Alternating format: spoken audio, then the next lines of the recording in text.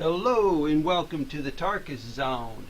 Today, here we are again in the world of Black Desert Online, and I'd like to talk about housing. Now, to some folks, it's pretty basic, but when the game first came out, there was some confusion around it, and I can imagine some newer players just joining us and haven't played before might find some of this information valuable, so I figured I'd put this little video together. So here I am in Heidel. I'm just going to hit M, and then I'm going to hit the blue square.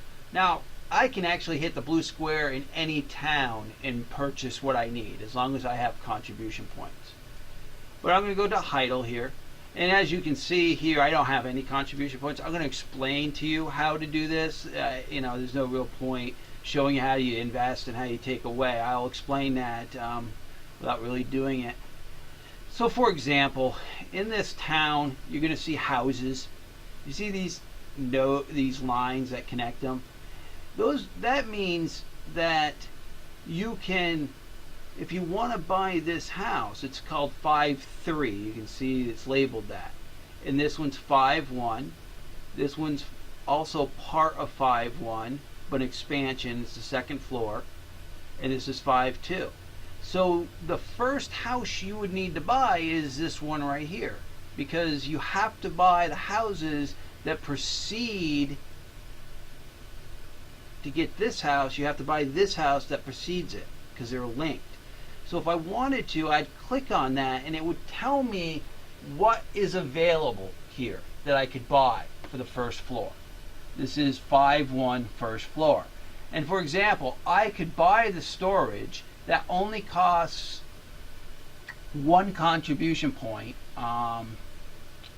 to buy that storage. Actually, it's telling me 2 contribution points. It might be because I get an increase of how much I own, or I'm on the wrong. I'm not at the first level of the house. No, that's the first level of the house. Well, normally, I think it's because I own so much here in Heidel. That should only cost 1 contribution point, and you would pay 1 contribution point, and then you would build it. So if I were to click here and buy this, like if I wanted to buy this outright, see how it says it costs 4 contribution points? That's correct. If I put 4 contribution points into that right off the bat, it would auto buy these 2 that precede it, and I could go back once these are built and designate them to what I want them to do. And in most cases, probably be storage. So for example, the top part of the house here, this one costs 5 contribution points. And the reason why it costs 5 contribution points is because it has to buy all the ones that precede it. Now you can go either way with it. You could buy them one at a time, from bottom to top until you get to what you want, or from top to bottom. It only occurs with these buildings that are connected. And it's true throughout the whole. The blue is the base building.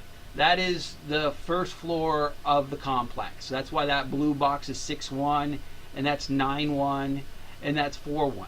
That blue box is the first box that you would need to buy to get into that housing space. And if you wanted all the way up to this second floor 6-4, you would have to own all these prior to it. So if I wanted to buy that outright, it's going to cost me 5 contribution points. And when I get my 5 contribution points in there, it will auto buy the houses before it. Now, then you can go back and designate them. When I say designate them, as you can see, this can be either a residence or it can be storage. And what's nice about having this space here is you can upgrade the storage 1, 2, 3, 4, 5 times if you wanted.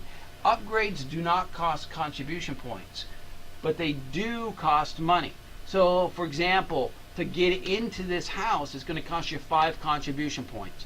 Then you spend money, silver, to upgrade it to what level you want it, and you can get 12 additional points. Now if I bought this building as a residence, that's it. That's what it can be. It's just a residence. And what a residence is in this game is a house that you can live in. And I will show you my house before I end this video so you can see. So if you wanted this house, it's showing you what the blueprint is here, and you can make it into a residence. even the house before it has three options. And again, if you bought the top tier, you can go back and redesignate. So if I right now made this a residence, at any time I can come back here and say, hey, now I want it to be a storage, and pay money to switch it. Because if I already put the contribution points into it, I only need to cost money to switch it to what I want it to be. So for example, I want a horse ranch, boom, I can just switch it after I've invested the contribution points. Same thing for all the houses that precede it. So if you want a whole boatload of storage, you could, in sense, buy this top and level it, and then every building before it, you buy more storage and level it. And this building, buy this storage and level it. So you could really get a lot of storage out of that. Or you can pick them apart to whatever you want. As you can see here, I've already bought, this is where I live, that's why that icon is there, that's my residence, and all that buildings here I have made in the storage. And this building here I made in the lodging because I needed some more worker space. Storage basically increases how much you can hold in your warehouse in the town. It's only reflective of this town only, and the more storage you have, the more items that you can keep in your storage area. Now, you can make a refinery with this building, and I could switch. See, it says change usage to refinery. Right now, I have it as a lodging, because I needed it for the worker. But if I change this, then my worker would no longer be able to place. And I think I'm not sure. I don't know. I think the game would allow me to switch it if there's a worker that's living there. But if it wasn't a lodging, let's say it was storage, I could auto switch this on the fly, pay some money, and change it to whatever I want the building to do for me.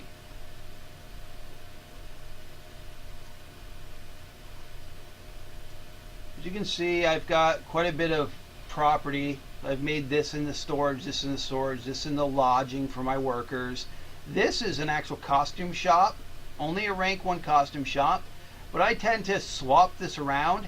So if I need a tool shop, I'll just change its usage, have a worker make me some tools. If I needed the costume shop, I just change it to the costume shop. That's what's great about this location that I've got, is I can switch these on the fly, have a worker come to this location and actually build those items. I have a second level refinery here, and if I wanted to create this blackstone powder, I would go to manage crafting. And if I had those stones, the rough stones in my warehouse, I'd be able to send a worker here either to make 1 at a time or to make 5 at a time. And that's what I usually do with my rough stone. So I really like that building being in this town. So like I said, I'm going to go to my house, which is right here, and open the door.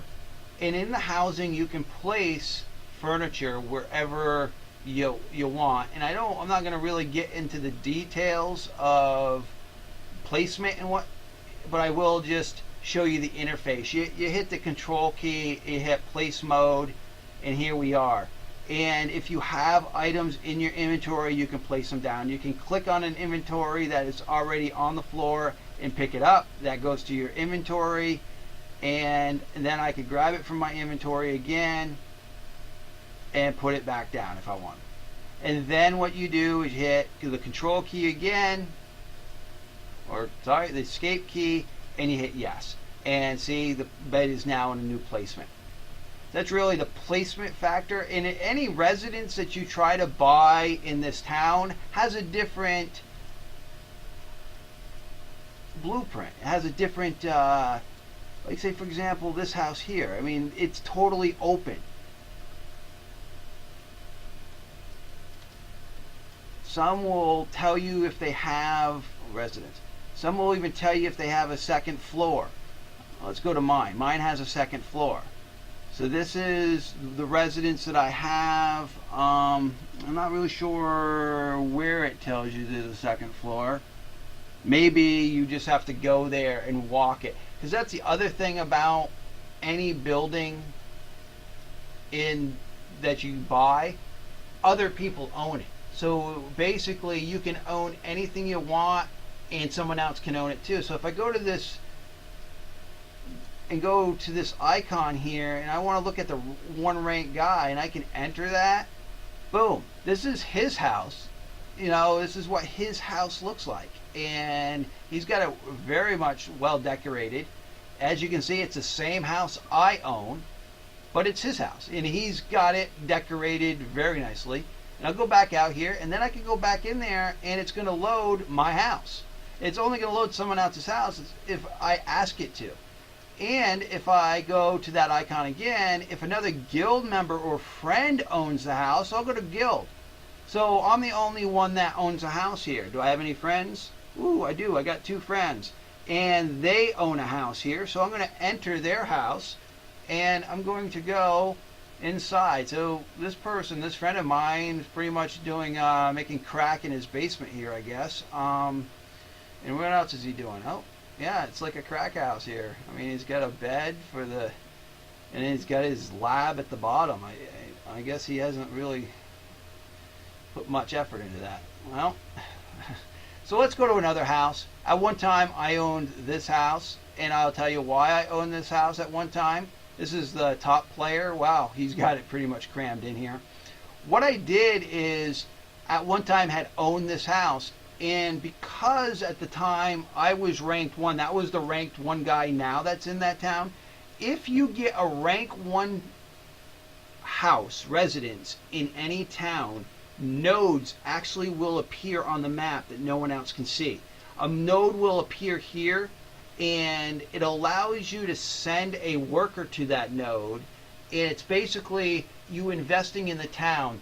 And I'm just going to use a simple example is, if that node appeared and I clicked on it, I would be able to invest 10,000 silver. My worker would go over there and work it for the 10,000 silver. And when he was done 24 hours later, he'll come back to the bank and say, hey, I'm returning you with 22,000 silver.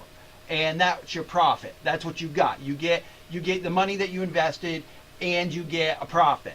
Now, there will be many nodes in the town like that are higher risk investments. Like I believe there's one down here that is a higher risk, meaning that you could invest in it and you might not make any profit. To me, I didn't like the iffiness of that, so I abandoned the rank 1 house, the rank 1 residence, and I kind of just gave up on that because I didn't find that it was making me all that much money at all. I just want to show you one more residence while I am here. Again, anywhere there's you can buy a house, you can go in and look at how people have decorated it. Yeah. Wow. I wonder what those are. Those like jukeboxes? Probably. Yeah, let's do some jukeboxing. Yeah. Okay. Well, I hope that answers some of the basics. I just wanted to do a brief video that kind of explained it. Again, you have to have contribution points to buy a house, to buy storage, to buy anything in this game. And I should point out that you can retract that at any time. So I could go in here and say I no longer, on the fly, anywhere in the world, I could click on this map and say, hey, I no longer want to own this building, and go, bam, I want my contribution points back. But be careful, because if you end up saying, I want my contribution points back for this, and it requires all these, then all those guys go away too. You're taking them all back. So you want to be kind of careful on how you do that, because you can find yourself in a jam with no storage space, or if you had a worker working, and I don't know, how that works if there's a worker working and you're trying to pull contribution points. But if you had just one building that wasn't any connected like this one, and you own this, and you're like, I don't want to own it, just give me my contribution points back. And the same thing works with any node in this game. If you no longer want to own this node, you can retract the contribution points if there's not a worker working. Well, I hope this helps. I'm sorry that this video is a bit longer than the others. I kind of stumbled over. I hadn't done this housing thing in a while. It's been a few months, but I did want to try to kind of explain it a little bit. So thank you for joining me. This has been the Tarkis Zone.